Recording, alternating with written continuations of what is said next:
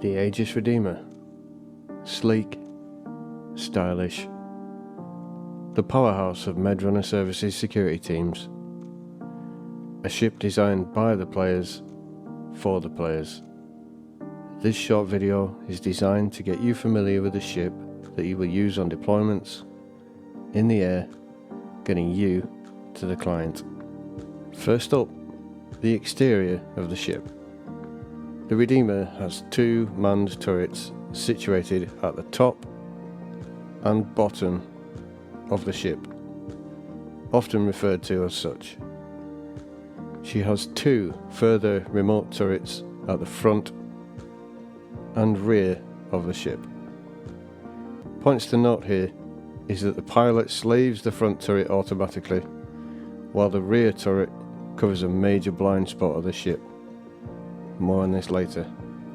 She also has a further two wing underslung weapons fired by the pilot, bringing her total payload to 10 active weapons. Don't worry about the sizes, we're just getting you familiar on things you need to know. Entering this beautiful ship. The door opening switch can be found to the right and rear of the ship. The long ramp drops down from above, so don't stand directly underneath it when opening. I'm going to take you on a tour of the ship, familiarise you with its operation, and highlight some of its traps and pitfalls during use. You will be greeted with the holding area of the interior. I refer to this area as the holding area, as this is where you may allow your clients to enter and remain during their stay on the ship. Directly in front of you is a fridge. Never touch the fridge, ever.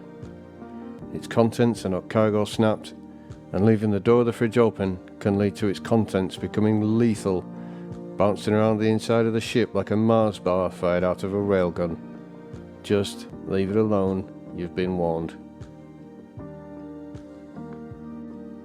To the right of the do not touch fridge is the ladder leading up to the crew compartment.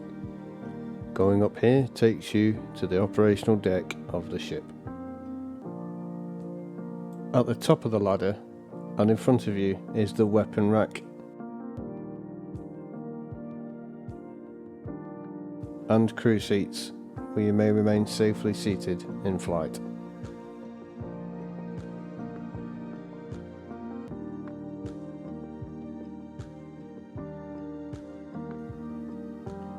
Beyond the crew seats and to the rear of the ship is where you will find the access point to the top turret.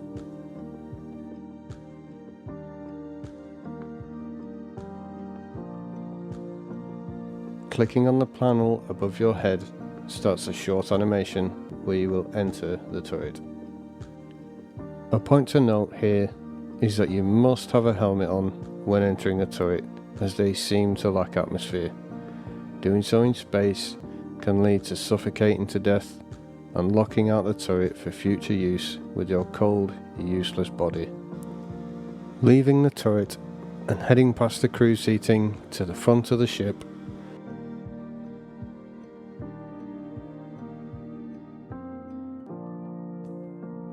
you will find the access panel to the bottom turret.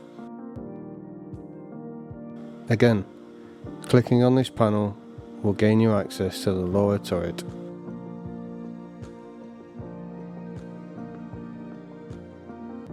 A specific point to note about this turret is that the ground clearance when inside is very low.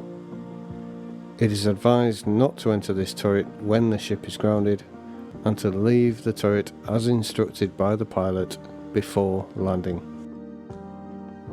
Next up, I will discuss turret operation and functions applicable to both remote and manned turrets.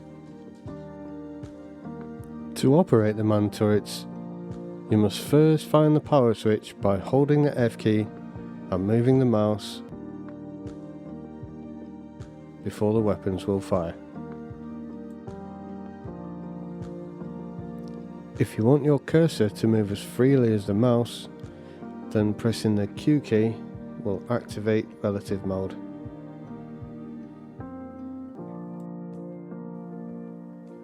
The X key will activate gyro mode, meaning you will continue to face the direction you are aiming regardless of ship movement.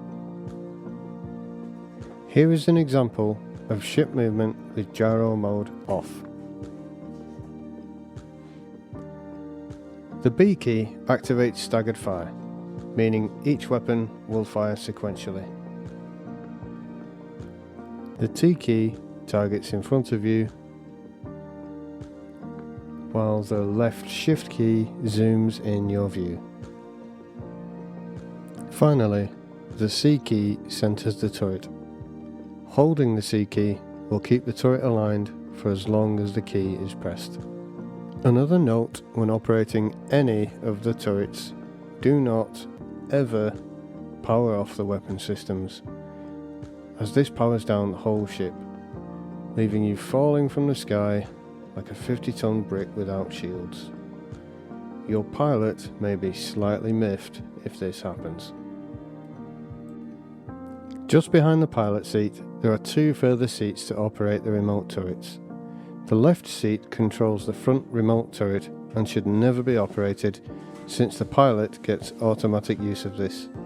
You may, however, use the seat if the crew compartments and turrets are full. The right seat operates the rear remote turret. You should prioritize the top, then bottom man turrets, and then this seat. Only sitting in the crew seats if the rear turret is manned. The rear remote turret is important because it covers a major blind spot on the ship that cannot be covered by any other gun.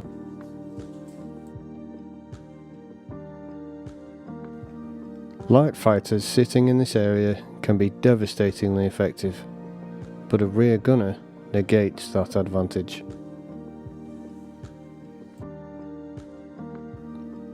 The rear turret can also be used to monitor or deny the only access route into the ship, blasting those who should try to board it without permission and without prejudice. You should now be familiarised with the Aegis gunship, but it's now time to learn her nuances for yourself. So in summary, don't touch the fridge, wear a helmet in turrets, never power off weapons, man the rear turret, and did I mention not to touch the fridge? Look after your Redeemer Gunship, and she'll look after you. Most of the time.